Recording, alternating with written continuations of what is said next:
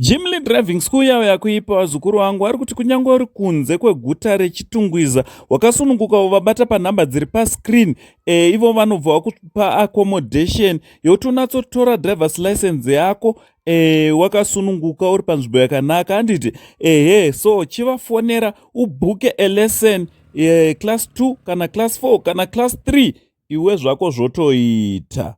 It's a social media manosora ndichiona kuti nyaya dziri kufamba sei. Ndinayo nyaya yatinopona Katsande ndoda ndinokuzivisai imonyero comment section kuti munofungeiwo handiti so uchiteerera kana uri munyawani paSaint TV mukana uchiripo kuti usubscribe turn on your notification bell so that every time we upload a video, every time patinokanda zvinodziya zvinopisa, you will be notified. Also don't forget kuenda kuno like and follow our Facebook page rakanzi Saint TV handiti ndichitoti zviri kudi kwese kwamuri vazukuru vasekuru Saint.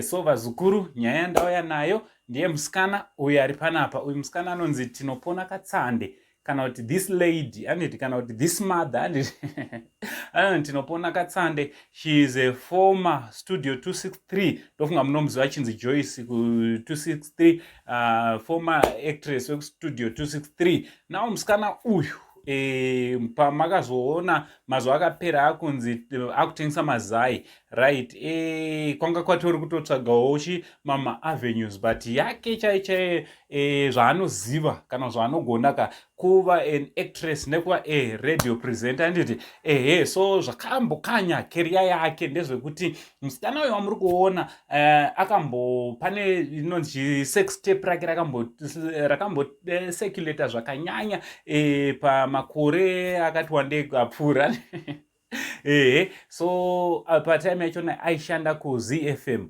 So zvakaitika ndezvekuti vazukuru veZFM munongoziva kuti vanenge vachida kuchengetedza zita ravo so patime yachona vakabva vamudzinga basa vazukuru basa rakabva rapera zvakaita kuti upenyu hwake umbotena upside down handiti but pamazuva akapera ZFM vakazomudana zvakare vakamudzorera pabasa. Ndosaka muri kuona kuti apa aritori pabasa vazukuru she's now back kuZFM achiita what she knows best handiti so what do you think vazukuru ZFM ndingati aiwa vakagona nekuti vakaregerera handiti tinoregerera navazukuru noti mukabatirira munhu chinhu pahana so pane vanhu vasingagone kuregerera but ZFM yaratidza kuti aiwa tinokanganwira handiti tinokanganwira. So what do you think vazukuru nemusikana uyu nestori yake kubva paakanga ari ku263 paakambodonha handiti tikazoona mazai achimudzora futa